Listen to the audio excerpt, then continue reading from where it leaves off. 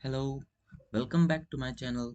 पिछले क्लास में हम लोग देखे थे डायगोनल रिलेशनशिप इलेक्ट्रोनेगेटिविटी के बारे में। आज का जो हम लोग क्लास है, last class of the chapter होगा, relation between atomic number and mass number देखेंगे हम लोग।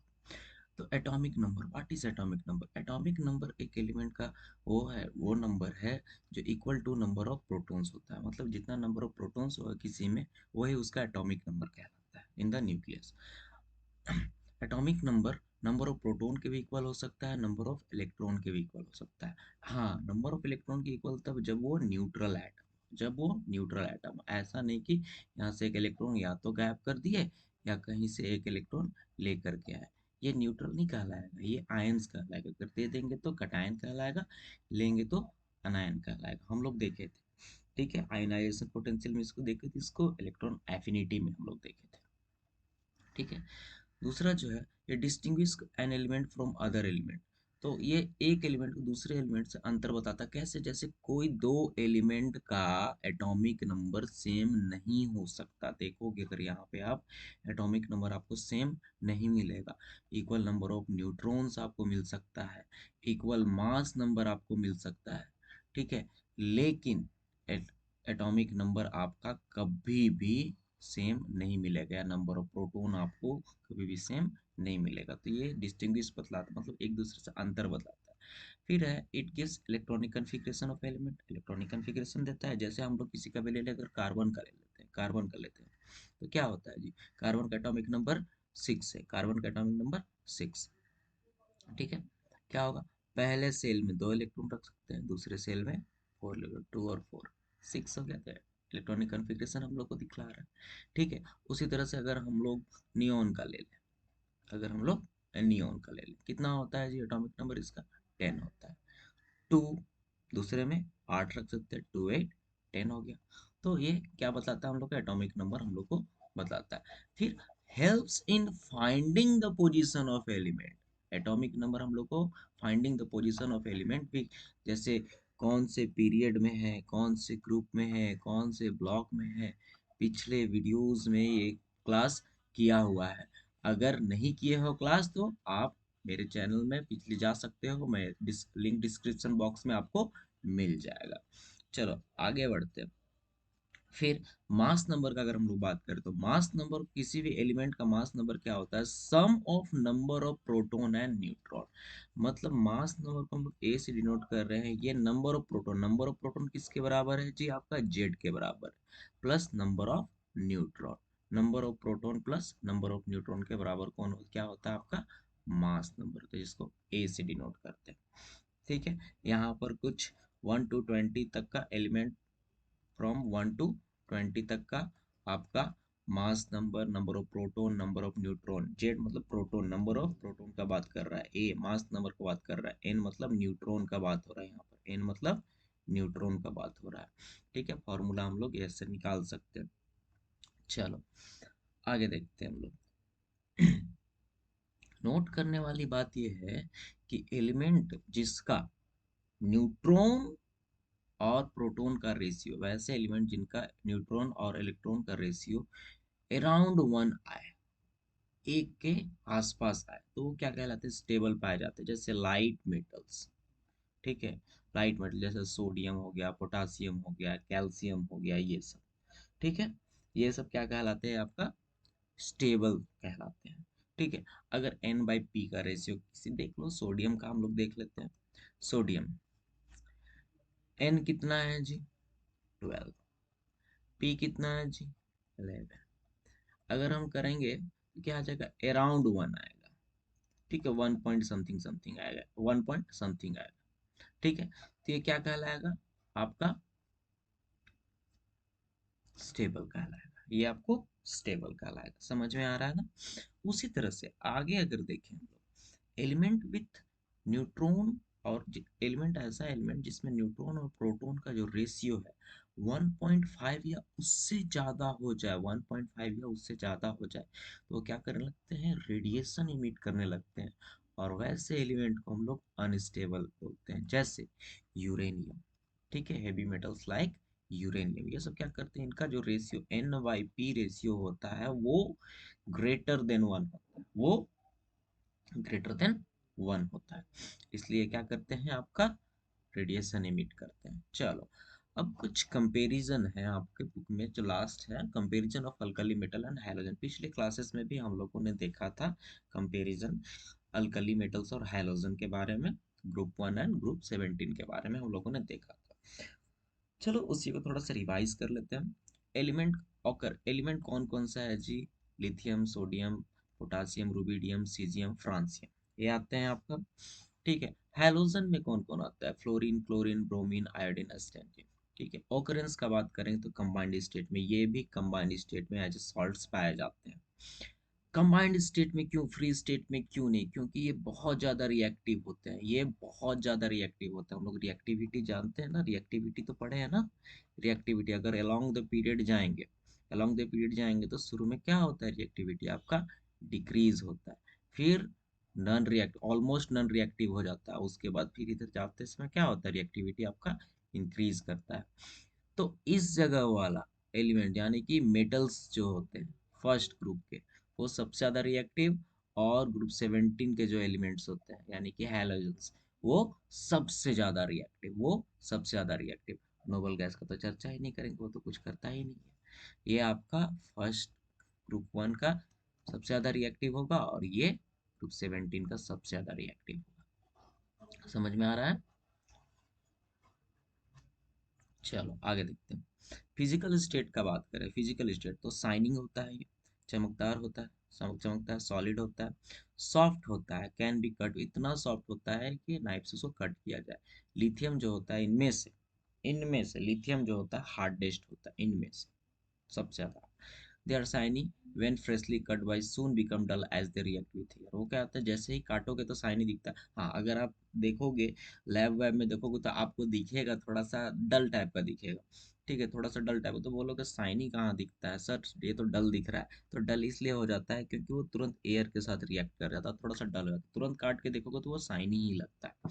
ठीक है, नन मेटल का बात करें तो ये diatomic in gaseous state कैसे पाए जाते हैं जी, डाई एटॉमिक इन नेचर, मतलब Cl2, Br2, F2, I2, ये डाई एटॉमिक हो गया, इस तरह से नेचर में पाया जाता है। ठीक है, फ्लोरीन जो होता है बहुत ज्यादा रिएक्टिव होता है, बहुत ज्यादा reactive, poisonous yellow gas, yellow colour का होता है, पॉइजन गैस के फॉर्म में होता है। ठीक है, वहीं क्लोरीन का बात करें तो ये भी येलो कलर का होता है, ये भी पॉइजनस होता है लेकिन इससे कम थोड़ा सा।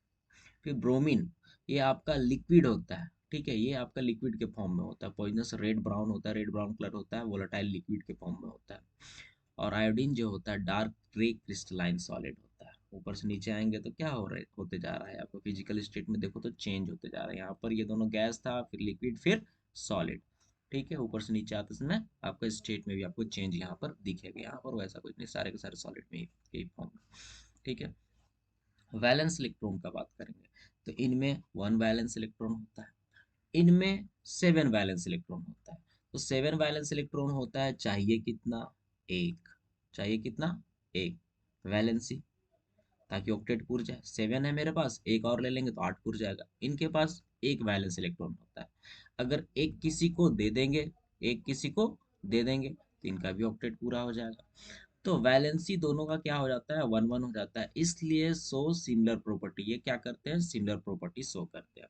ठीक है, कंडक्शन का अगर हम लोग बात करें तो ये जो अल्कली मेटल से very good conductor of electricity होते हैं, बट वहीं पे आपका जो नन मेटल, ये ग्रुप 17 एलिमेंट्स है, वो नॉन कंडक्टर होते हैं या फिर इंसुलेटर होते हैं, हाईली रिएक्टिव होते हैं, ये भी हाईली रिएक्टिव भी होते हैं, इलेक्ट्रोपॉजिटिव होते हैं, इलेक्ट्रोपॉजिटिव मतलब इलेक्ट्रॉन डोनेट करते हैं, ये इलेक्ट्रोनेगेटिव होते हैं, इलेक्ट्रॉन एक्सेप्ट करते हैं, ये मेटल नॉन मेटल। ठीक है, हाँ क्या करेंगे, ऊपर से नीचे अगर जाएंगे ग्रुप में, ऊपर से नीचे जाएंगे तो मेटालिक कैरेक्टर क्या होगा, इंक्रीज होगा। मेटालिक कैरेक्टर किस पे डिपेंड करता है जी, इलेक्ट्रॉन को लूज कौन जल्दी कर सके, तो ऊपर से नीचे जाएंगे तो साइज बढ़ेगा, साइज बढ़ेगा तो क्या होगा, न्यूक्लियर पुल जो होगा, वो न्यूक्लियर पुल आपका धीरे धीरे धीरे धीरे इधर जाएंगे तो कम होते जाएगा, कम होते जाएगा, मतलब इलेक्ट्रॉन आसानी से निकल सकता है।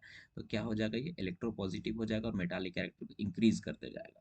ठीक है, तो सबसे ज्यादा फ्रांसियम, फ्रांसियम का एक्चुअली नहीं पढ़ते हैं क्योंकि वो रेडियो एक्टिव है, सीजियम तक ही हम लोग जाते हैं। फिर इधर जाएंगे हम लोग तो non metallic character, non metallic character है, तो नॉन मेटालिक कैरेक्टर ऊपर से नीचे आएंगे तो क्या होगा, डिक्रीज होगा, क्योंकि नॉन मेटालिक क्या है जी, नॉन मेटालिक आपका इलेक्ट्रॉन को एक्सेप्ट करने का है, नॉन मेटालिक का है नेचर वो इलेक्ट्रॉन को एक्सेप्ट करने का, लेकिन ऊपर से नीचे अगर जाते जाएंगे तो साइज धीरे धीरे क्या होते जाएगा आपका, बढ़ते जाएगा, साइज बढ़ते जाएगा बढ़ते जाएगा बढ़ते जाएगा, तो न्यूक्लियर पुल जो है वो घटेगा। अब न्यूक्लियर पुल जो है वो घटेगा तो इलेक्ट्रॉन को खींचने अट्रैक्ट करने की क्षमता जो है, पावर जो है थोड़ा सा कम हो जाएगा, इसलिए नॉन मेटालिक कैरेक्टर क्या होगा, ऊपर से नीचे जाएंगे तो डिक्रीज होते जाएगा। मेल्टिंग पॉइंट और बॉइलिंग पॉइंट, ऊपर से नीचे जाएंगे तो इसमें क्या होगा, melting point boiling point decrease होगा, melting point boiling point decrease होगा, इसमें मेल्टिंग पॉइंट बॉइलिंग पॉइंट क्या होगा, इंक्रीज होगा। अब क्योंकि वैन डर वाल फोर्सेस इसमें बढ़ते जाएगा और इसमें न्यूक्लियर चार्ज, न्यूक्लियर पूल जो होता है वो घटते जाएगा। एटॉमिक साइज का बात करेंगे तो इस ये जो है आपका किसी भी पीरियड में एटॉमिक अल्कली मेटल, किसी भी पीरियड, चाहे आप पीरियड वन ले लो, पीरियड वन ले लो, पीरियड टू ले लो, period three, period period one में तो आपका है ही नहीं अल्कली मेटल, पीरियड टू से शुरू होता है एक्चुअली, तो किसी भी पीरियड में ले लो, 2 3 4 5 6 7, किसी पीरियड में ले लो, एक ये इस पीरियड का सबसे लार्जेस्ट एलिमेंट होता है, इस पीरियड का सबसे लार्जेस्ट एलिमेंट होता है, एक्सेप्ट फॉर नोबल गैसेस, मतलब नोबल गैसेस से छोटे होते हैं कुछ कुछ, ठीक है, लेकिन अपने उनके उनको छोड़ कर, मतलब 17 तक का अगर हम लोग बात करें तो 17 सब में सबसे लार्जेस्ट यही होता है, क्योंकि इधर से इधर जाएंगे आपको तो साइज क्या हो रहा है, डिक्रीज हो रहा है, तो ऑब्वियसली ये सबसे बड़ा होगा। ऊपर से नीचे आएंगे तो साइज क्या हो रहा है, इंक्रीज होगा, उस केस में भी यही सबसे बड़ा होगा, ठीक है। तो कहने का मतलब अपने पीरियड में सबसे बड़े होते हैं कौन, अल्कली मेटल्स, ठीक है। वहीं अगर इनका एटॉमिक साइज का देखेंगे तो इनके पास ये सबसे स्मॉल, किसी भी पीरियड में क्या होता है, सबसे छोटे होते हैं, क्योंकि हम देखें यहाँ से यहाँ तक साइज क्या होता गया आपका, 1 से लेकर के 17 तक क्या होते गया, साइज घटते गया, आपका नोबल गैस का साइज अचानक से बढ़ जाता है, क्योंकि वहां पर इलेक्ट्रॉन पुल हो जाता है, इलेक्ट्रॉन रिपल्सन होता है, और साथ ही साथ उसमें वैन डर वाल फोर्सेस लगने लगते हैं, ठीक है, बस, और उनका ऑक्टेट भी पूरा हो जाता है, तो यहाँ से यहाँ तक घटते जाता है, तो कहने का मतलब अगर हम लोग बोले इधर से इधर क्या हो रहा है, एटॉमिक साइज जो है आपका डिक्रीज कर रहा है, तो सबसे स्मॉलेस्ट साइज यही होगा, तो किसी भी पीरियड में सबसे स्मॉलेस्ट साइज होता है किनका जी, आपका ग्रुप 17 का। चलो आगे देखते हैं, आयनाइजेशन एनर्जी का बात करें, आयनाइजेशन एनर्जी क्या होता है जी, energy required to, energy required to remove the electron from an isolated atom, उसको क्या बोलते हैं हम लोग, आयनाइजेशन एनर्जी, आयनाइजेशन एनर्जी मतलब इलेक्ट्रॉन यहाँ से निकालना, ठीक है। तो आयनाइजेशन एनर्जी की अगर हम लोग बात करें तो मेटल से आसानी से इलेक्ट्रॉन निकल सकता है, और जितना ऊपर से नीचे जाएंगे तो आपका और आसानी से निकल जाएगा, क्योंकि न्यूक्लियर पुल उसमें कम होगा, तो आपका मेटल्स का जो होता है या मेटल अल्कली मेटल्स का जो होता है तो आयनाइजेशन एनर्जी बहुत कम होते रहता, बहुत कम होता है, और ऊपर से नीचे जाते जाते और भी घटता है। हाँ, वहीं पे आपका अगर हैलोजेंस का बात करेंगे तो हाई आयनाइजेशन एनर्जी होता है, क्योंकि इनको इलेक्ट्रॉन चाहिए, और इससे आप इलेक्ट्रॉन निकालना अगर चाह रहे हो, इसको इनको खुद चाहिए इलेक्ट्रॉन, ये खुद इलेक्ट्रॉन को मांग करते हैं, इलेक्ट्रोफिलिक होते हैं, ठीक है, इलेक्ट्रॉन लविंग होते हैं, इलेक्ट्रॉन लविंग ग्रुप होता है, अगर यहाँ से निकालना तो ज़्यादा एनर्जी देना पड़ेगा, तो इसलिए इनका हाई एनर्जी होता है, और ऊपर से नीचे जाएंगे तो क्या होगा, घटता है। हाँ, ये इतना बात याद रखना कि हैलोजन कितना भी हाई है आपका, नोबल गैस से इनका फिर भी कम है, क्योंकि नोबल गैस ऑक्टेट पूरा है, वो न लेना चाहेगा ना देना चाहेगा, डू नथिंग, बार बार बोल रहे हैं डू नथिंग। इलेक्ट्रॉन एफिनिटी का बात करते हैं तो इलेक्ट्रॉन एफिनिटी क्या होता है, जब इलेक्ट्रॉन एक इलेक्ट्रॉन बाहर से किसी भी एटम का आउटर मोस्ट में क्या होता है, एडअप होता है, तो सम अमाउंट ऑफ एनर्जी क्या होता है, रिलीज होता है, उसे क्या बोलते हैं, इलेक्ट्रॉन एफिनिटी बोलते हैं, या इलेक्ट्रॉन गेन इंथैल्पी बोलते हैं, ठीक है। ये भी न्यूक्लियर चार्ज पे डिपेंड करता है, ये भी न्यूक्लियर चार्ज, जितना न्यूक्लियर चार्ज मजबूत होगा उतना खींचेगा और इलेक्ट्रॉन आसानी से आएगा, ठीक है। तो ऊपर से नीचे अगर आएंगे तो न्यूक्लियर चार्ज तो घटते जाता है, क्योंकि साइज बढ़ते जाता है, और इफेक्ट साइज का इफेक्ट ज़्यादा होता है कंपेरिजन टू न्यूक्लियर चार्ज, तो ऊपर से नीचे आएंगे तो इलेक्ट्रॉन एफिनिटी क्या होते जाता है, आपका घटते जाता है, ठीक है। और वैसे भी इलेक्ट्रॉन एफिनिटी जो होता है मेटल का होता ही नहीं, वो खींचते, वो इलेक्ट्रॉन को अट्रैक्ट करते नहीं, वो इलेक्ट्रॉन पॉजिटिव होते हैं, तो इनमें ऊपर से नीचे जाएंगे तो और घटेगा ही घटेगा, ठीक है। और इनका इलेक्ट्रॉन एफिनिटी उतना ज़्यादा होता भी नहीं है इनके पास, जबकि ग्रुप 17 के पास इलेक्ट्रॉन एफिनिटी बहुत ज़्यादा होता है, क्योंकि इलेक्ट्रोनेगेटिव तुरंत आराम से खींचेंगे, इलेक्ट्रॉन एफिनिटी खींच लेंगे अपने पास, ठीक है, इलेक्ट्रॉन को खींचेंगे अपने पास, खींचेंगे और एनर्जी क्या करेंगे, रिलीज करके मस्त स्टेबल होकर के बैठेंगे। हाँ, लेकिन ये भी है कि इनके ऊपर से नीचे जाएंगे तो क्या होगा, आपका इलेक्ट्रॉन एफिनिटी घटेगा। क्यों? क्योंकि आपका न्यूक्लियर पुल जो हो रहा है धीरे धीरे ऊपर से नीचे जाएगा, फिर आपका ये सेल्स बढ़ते जाएगा तो न्यूक्लियर पुल क्या होते जाएगा, धीरे धीरे घटते जाएगा। इसमें एक एक्सेप्शन भी था। एक्सेप्शन ये था कि फ्लोरीन जो होता है, फ्लोरीन का इलेक्ट्रॉन एफिनिटी क्लोरीन के इलेक्ट्रॉन एफिनिटी से कम होता है। क्लोरीन का इलेक्ट्रॉन एफिनिटी फ्लोरीन से ज़्यादा इसलिए होता है क्योंकि फ्लोरीन का साइज बहुत छोटा होता है। यहाँ पर कितना इलेक्ट्रॉन है जी, 7 इलेक्ट्रॉन पहले से। एक इलेक्ट्रॉन अगर बाहर से और आता है तो इतना साइज छोटा होने के कारण क्या होता है, इसका इलेक्ट्रॉन इलेक्ट्रॉन के बीच में रिपल्सन होने लगता है। इसीलिए इसका इलेक्ट्रॉन एफिनिटी जो होता है क्लोरीन के इलेक्ट्रॉन एफिनिटी से थोड़ा सा कम हो जाता है। हाँ, सबसे इलेक्ट्रोनेगेटिव यही है, लेकिन इलेक्ट्रॉन एफिनिटी क्लोरीन का ज़्यादा हो जाता है। ठीक है। इलेक्ट्रोनेगेटिविटी का अगर हम लोग बात करें तो इलेक्ट्रोनेगेटिविटी में तो बात कर रहे हैं तो अल्कली मेटल तो इलेक्ट्रोनेगेटिव होता नहीं, वो इलेक्ट्रो पॉजिटिव होता है। तो यहाँ से कह सकते हैं they have very less electronegativity. ठीक है। They have lowest electronegativity in their period, हम लोग ऐसा बोल सकते हैं। They have highest electronegativity. ठीक है, किसी भी पीरियड में, कोई भी पीरियड का अगर हम लोग बात करें तो हाईएस्ट इलेक्ट्रोनेगेटिव एलिमेंट कौन होता है, ये होता है आपका ग्रुप 17 वाला होता है, नोबल गैस 9। हाँ, इलेक्ट्रोनेगेटिविटी इधर से बढ़ रहा है लेकिन इनका कुछ नहीं होता है, ये लेते ना देते हैं। ठीक है, डू नथिंग, पहले भी बोल चुके हैं। आगे देखते हैं, रिएक्टिविटी का बात करेंगे तो अल्कली मेटल बहुत ज़्यादा रिएक्टिव होता है और हैलोजन भी बहुत ज़्यादा रिएक्टिव होता है। और ऊपर से नीचे जाएंगे तो रिएक्टिविटी क्या होते जाता है, आपका घटते जाता है। किस में? हैलोजन्स में। हाँ, लेकिन अल्कली मेटल्स में ऊपर से नीचे जाएंगे तो क्या होगा, रिएक्टिविटी आपका बढ़ते जाएगा। रिएक्टिविटी आपका बढ़ते जाएगा। अल्कली मेटल्स में रिएक्टिविटी बढ़ेगा, हैलोजन्स में रिएक्टिविटी आपका क्या होगा, घटेगा। ठीक है, क्योंकि इलेक्ट्रॉन लेने की टेंडेंसी, हैलोजेंस में इलेक्ट्रॉन लेने की टेंडेंसी ऊपर से नीचे जाएंगे तो क्या होते जाएगा, डिक्रीज होते जाएगा, क्योंकि न्यूक्लियर पूल आपका धीरे धीरे कम होते जा रहा है। वहीं पर अगर अल्कली मेटल का बात कर रहे हैं तो ऊपर से नीचे जाएंगे तो इलेक्ट्रॉन पे, आउटर मोस्ट इलेक्ट्रॉन पे जो न्यूक्लियर पूल है वो कम लग रहा है, इसलिए उसको आसानी से निकाला जा सकता है, इसलिए ये रिएक्टिव ज्यादा बढ़ते जाएगा, रिएक्टिविटी होते जाएगा, रिएक्टिविटी इसका ज्यादा होते जाएगा। फिर reaction with water and acid का बात करें, अगर वाटर और एसिड के साथ रिएक्शन करवाते हैं, ठीक है, तो अल्कली मेटल जो होते हैं बहुत खतरनाक टाइप से विगरसली विगरसली आपका रिएक्ट करते हैं, बहुत ज़्यादा बहुत खतरनाक टाइप से रिएक्ट करते हैं। अगर सपोज ये वाटर आप लिए हो, यहाँ पर क्या लिए हो, वाटर लिए हो आप, ठीक है, सोडियम मेटल यहाँ पर डाल दिए, बहुत खतरनाक टाइप से इफरवेसेंस होगा, बुलबुला ये सब निकलेगा। ठीक है, और साथ ही साथ हाइड्रोजन गैस आपका निकलेगा, साथ साथ हाइड कभी कभी थोड़ा थोड़ा आग भी लग जाएगा, ऐसा आपको देखने को मिल सकता है। आगे देखते हैं, रिड्यूसिंग एंड ऑक्सीडाइजिंग एजेंट का बात करते हैं। तो रिड्यूसिंग एजेंट किसको बोलते हैं, व्हाट आर रिड्यूसिंग एजेंट, जिसका ऑक्सीडेशन हो रहा है वही रिड्यूसिंग एजेंट हो जाता है जी। ठीक है, जिसका ऑक्सीडेशन, ऑक्सीडेशन कहने का मतलब क्या हो रहा है, रिमूवल ऑफ इलेक्ट्रॉन, इलेक्ट्रॉन का रिमूवल, ऑक्सीडेशन मतलब रिमूवल ऑफ इलेक्ट्रॉन। तो जिसका ऑक्सीडेशन होता है वो रिड्यूसिंग एजेंट कहलाता है। तो ये क्या होते हैं जी, स्ट्रॉन्ग रिड्यूसिंग एजेंट होते हैं, क्योंकि ये इलेक्ट्रॉन को लूज कर रहे हैं, इलेक्ट्रॉन को लूज कर रहे हैं। लूज करके क्या बनाते हैं, आपका ऑक्टेट आपका पूरा करते हैं। ठीक है, फॉर एग्जाम्पल और किसके साथ, नॉन मेटल के साथ ही करते हैं। ठीक है, फॉर एग्जाम्पल में अगर हम लोग बात करें तो सोडियम जो है क्लोरीन को अपना इलेक्ट्रॉन दे देता है। ठीक है, और क्या होता है, यहाँ पर सॉल्ट आपका बन जाता है NaCl। समझ में आ रहा है? वहीं पर ये क्या है, आपका strong oxidising agent. Oxidising agent कौन होता है जी, जो जिसका रिडक्शन होता है। रिडक्शन कहने का मतलब यहाँ पर क्या, किससे बात हो रहा है, इलेक्ट्रॉन को एक्सेप्ट करना, इलेक्ट्रॉन को एक्सेप्ट करना, इलेक्ट्रॉन को एक्सेप्ट कर रहे हैं तो रिडक्शन हो रहा है, रिडक्शन मतलब ऑक्सीडाइजिंग एजेंट है। ठीक है, तो ये क्या बनाते हैं, इलेक्ट्रोवैलेंट कंपाउंड बनाते हैं विथ मेटल्स बनाते हैं, मेटल्स के साथ। ठीक है, मेटल्स के साथ इलेक्ट्रोवैलेंट मतलब इलेक्ट्रॉन लेना।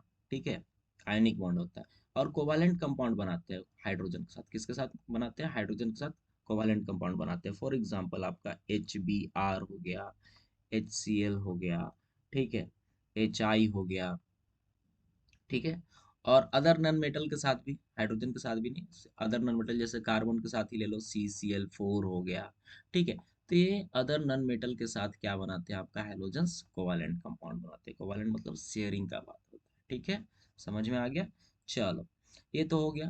अब हो गया कंपैरिजन के, तो अब हम लोग लास्ट में कंक्लूड करते हैं वेरिएशन इन पीरियोडिक टेबल हम लोग देखे, बहुत सारा देखे, क्या क्या देखे, वैलेंस एटॉमिक साइज देखा, आयनाइजेशन एनर्जी देखे, न्यूक्लियर चार्ज देखे, metallic character, non metallic character, electron affinity, electronegativity, basic nature of oxides, ये सब देखे हम लोग। फिर बॉइलिंग पॉइंट देखे, मेल्टिंग पॉइंट देखे, ऑक्सीडाइजिंग नेचर, रिड्यूसिंग नेचर, ये सब देखे हम लोग। तो देखते हैं वो एक कंक्लूड करके क्या एक कंक्लूड करके हम लोग देख लेते हैं इसको क्या क्या होता है। Number of valence electron, number of valence electron across the period अगर हम लोग जाएंगे तो नंबर ऑफ वैलेंस इलेक्ट्रॉन क्या होता है, इंक्रीज करते जाता है। ये है एक सेल। अगर इधर से जाएंगे इधर तो लेफ्ट टू राइट अगर हम लोग जा रहे हैं, लेफ्ट टू राइट अगर हम लोग जा रहे हैं तो क्या हो रहा है, पहले वाले में आपका क्या होता है, एक इलेक्ट्रॉन, जैसे सोडियम का मान लो। फिर मैग्नीशियम का बात करेंगे तो नंबर ऑफ इलेक्ट्रॉन क्या हो रहा है, बढ़ते जा रहा है। तो वैलेंस इलेक्ट्रॉन क्या होता है, the number of electron present in outermost shell. तो लेफ्ट टू राइट हम लोग जा रहे हैं तो वैलेंस इलेक्ट्रॉन क्या होते जाता है, इंक्रीज करते जाता है।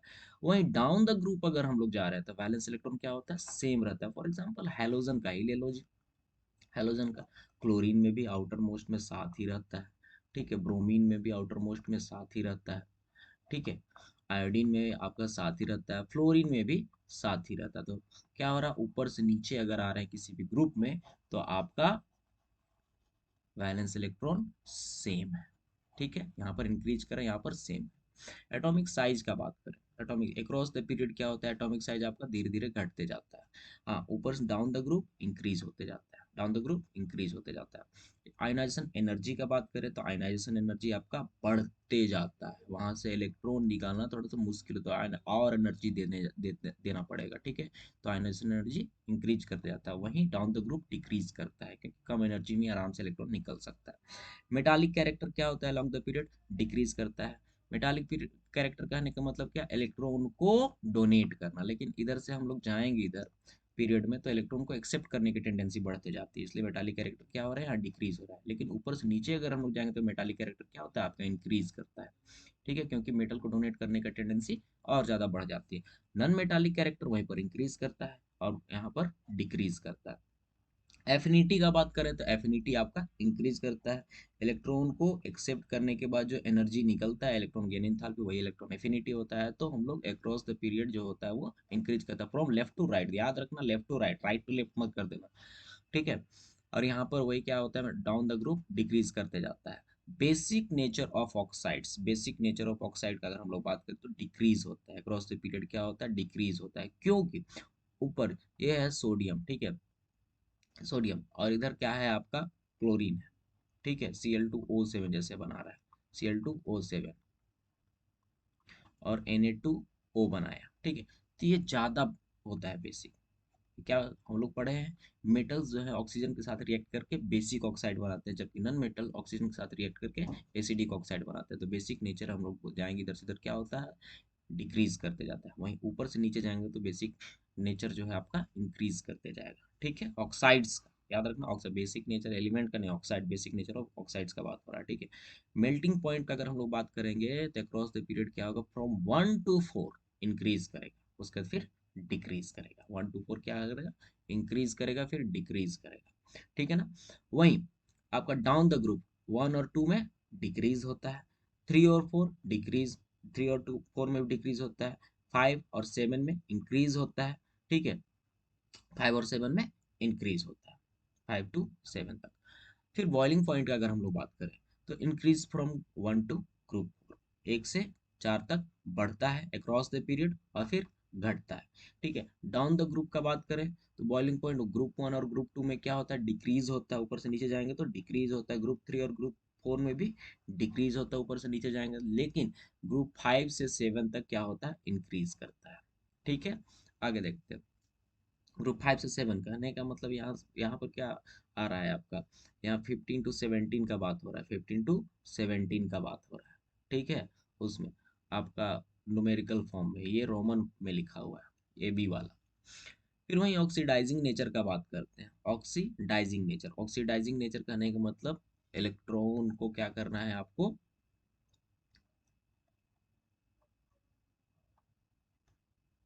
एक्सेप्ट करना है, ठीक है। इलेक्ट्रॉन को क्या करना है आपको, एक्सेप्ट करना है, ऑक्सीडाइजिंग नेचर, ठीक है ना। तो इधर से इधर क्या हो रहा है आपका, इंक्रीज कर रहा है, ठीक है ना। और ऊपर से नीचे क्या होता है आपका, डिक्रीज करता है। वही रिड्यूसिंग नेचर मतलब क्या हो रहा है, इलेक्ट्रॉन को डोनेट करना है, इलेक्ट्रॉन को डोनेट करना है। ठीक है, रिड्यूसिंग नेचर। तो रिड्यूसिंग नेचर अगर हम लेफ्ट टू राइट जाएंगे तो क्या होगा आपका, डिक्रीज होगा। वहीं ऊपर से नीचे जाएंगे तो क्या होगा, इंक्रीज होगा। ठीक है, रिड्यूसिंग नेचर मतलब रिडक्शन किस, रिड्यूसिंग नेचर या फिर रिड्यूसिंग एजेंट किसको बोलते हैं, जिसका ऑक्सीडेशन होता है। ऑक्सीडेशन किसका होता है, जिसका इलेक्ट्रॉन बाहर जाता है। ठीक है, समझ में आ गया। That's all, that's all for today. Thank you class. और इसी तरह से हम लोग का चैप्टर 1 कंप्लीट हो गया है। नेक्स्ट वीडियोस में हम लोग अगले चैप्टर्स में आएंगे। तब तक के लिए पढ़ते रहे। Thank you class.